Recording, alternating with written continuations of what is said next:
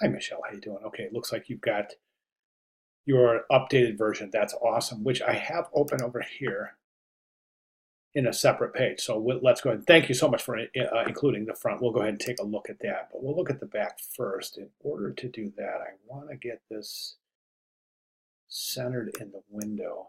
And I'm sorry, I should have had this done before. There we go. Okay, yeah, you can probably see that, right? I might have to do a little bit of scrolling, but okay, so the back of the poster itself, it really, it doesn't look bad at all. I think it's an interesting layout in and of itself. My main issue with the layout itself is that there's a really not a whole lot of attention being paid to negative space. More specifically, the negative space isn't being used as a design element as much as it looks like the negative space is just leftover space. And remember from our lectures earlier in the term, we talked about trying to design with negative space, giving the negative space an intent, a reason for being where it is, as opposed to just ending up where design elements aren't. Okay, does that make sense? And one of the reasons I say that, Michelle, is because we've got type and design. Here we've got color, we've got this design element. The type is pushed all the way to the top, all the way to the left, all the way to the bottom, and almost all the way to the right. There's one little area of negative space, and then there's this rectangle. So we have a rectangle here and a rectangle here. My point is that we can take this leftover negative space and redistribute it through the page to give a more inviting, a more relaxed, a more accessible feel. Okay, so I would recommend that you reassemble your page and really pay attention to negative space. I think there's a couple of comments I can make right now that I think are definitely going to help in that regard. So right here, I think this is kind of wasted space right here because you don't want to stack type like this. And the reason you don't is this is a thought. This is a complete. It's a quote. But in that quote, there is a complete thought. Stacking type doesn't allow that complete thought to be registered with the viewer as readily as it would if it were set in another configuration other than stacking this type. Because what happens in, I'm going to exaggerate this, but what happens in stacking type is the same thing that happens in our discussion 2 weeks ago about stacking letters. Each letter has to get, and you know what? And I talked about this. I really, really think that you should reconsider the stacking of those letters because what happens is the viewer ends up, instead of looking at this and saying Mother Teresa, the viewer looks at this and goes, Mother Teresa. I got it now. Instead of looking at it and boom, it registering. The same thing happens right here with stacking this type. The viewer, and like I said, I'm going to exaggerate this, but the viewer reads like this: spread love everywhere you go. Let no one ever come to you without leaving happier. As opposed to setting that where it's got flow. Think of the cadence. Think of how you would say this. Think of how the speaker intended this. Okay?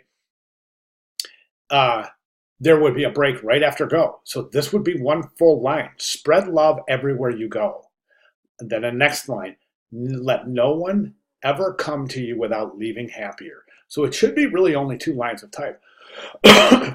Or set up with the breaks in a natural place at the cadence of the way this phrase would be spoken, as opposed to stacking this type in a really unnatural way where the viewer has to kind of sound out each word and then go back and put it together to achieve the complete thought. I hope that makes sense. I would definitely recommend reconfiguring that type right there.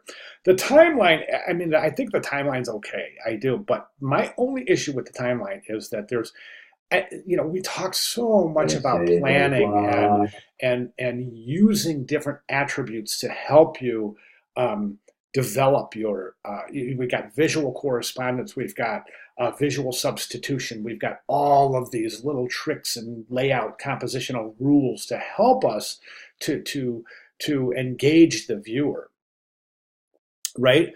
But here we don't have any sort of the continuation, and that's one of the things that we really saw quite a bit of in the examples is this continuation. Something from the front is being continued to the back in order to develop the timeline.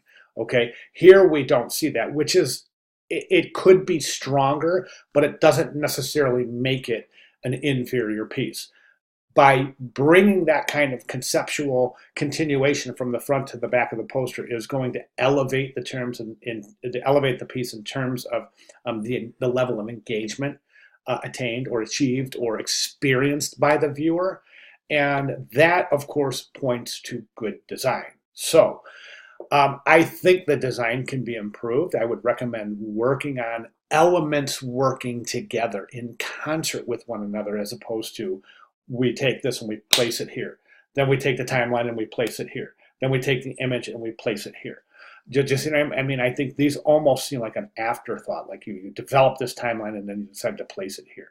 Then you have this leftover room over here, so you decided to place the type there stacked. Then there's this little leftover. You just see what I'm getting at? Instead of it appearing to be a very well planned out composition. The type, I think this is an issue. I really do. And a lot of design students and a lot of young designers have a propensity to place type in boxes, specifically if placing the type over some sort of an ambient background for the piece. If typography doesn't seem to fit on there, immediately a lot of student and young designers want to put a box behind it. The problem there is that by placing a box behind your type, you're pasting the type on top of the composition, as opposed to allowing the type to breathe and have a breathing, living relationship with the background. Do you see what I'm saying? So I would incorporate the type in the background as opposed to pasting it over the background with this white background. Okay, so those are some of the compositional elements that I think can be improved upon. And real quick, in the front of the poster now, I've been mentioning for a while now that I've got some concerns with the front of the poster. I think that there's a number of things that are problematic. I think the upside down cross, inverted cross, could be considered. Well, I mentioned that it could be considered to be disrespectful and sacrilege, and that's connotation. Okay, I'm not saying that's how the viewer is going to take this piece. I'm saying there is a possibility that one could construe this kind of inverted cross as an upside down cross, as a symbol of a religious or a sacrilegious symbol. Okay, and now again, just to clarify something, I'm not saying that is the situation. I'm saying that this piece could possibly be construed in that fashion. And as designers, we want to use connotation, think about connotation, and try to avoid any negative connotation by our design choices. I don't recommend stacking the type, and I talked about that a second ago, but it just really very rarely works. As we can see here, the M is so far from the O, and I don't even know if you call this kerning, but the space between these is just enormous here, especially through the M and the O and the T. It's a little tighter through here, but I think it's pretty uncomfortable visually. Okay, as far as typography goes, oh, by the way, those quote marks, that's not a quote, it's a tagline. I would put that in title case, meaning that capitalize all the letters in this except the O and of. Remove the quotes, because it's not a quote, it's a subtitle. Also, I would maybe consider using a sans serif typeface here or a sans serif typeface here, but mix them up to give the front a little variety. I would go with old style numerals here. Old style numerals are available through the OpenType menu. If you take a look at the announcements for this week and last week, I have demonstrated how to access those OpenType features, specifically old style characters and all caps when needed in that situation. Right down here, the subheads on the timeline, those should be capitalized. You're starting each one with a lowercase letter. I definitely recommend capitalizing those.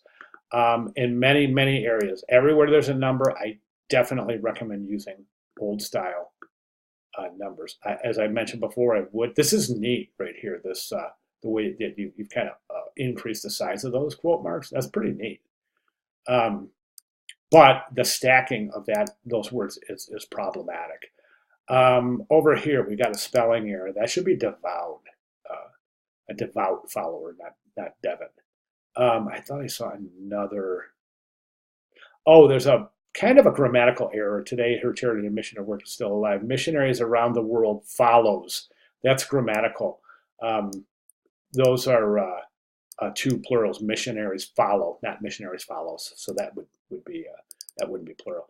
Footsteps and help the poor around the world. So okay, so those are my recommendations. I don't really see any area applicable for all caps, small caps. I'm sorry. So I think you're good in that regard. But please, please, if you have any questions, let me know. But I would really like to see you do a little bit of work on this piece to try to get it a little bit more in tune with the things that we've been learning about typography, not the basics things either. I'm talking about some of the more minute details, like old style characters, like um, hanging punctuation and things like that.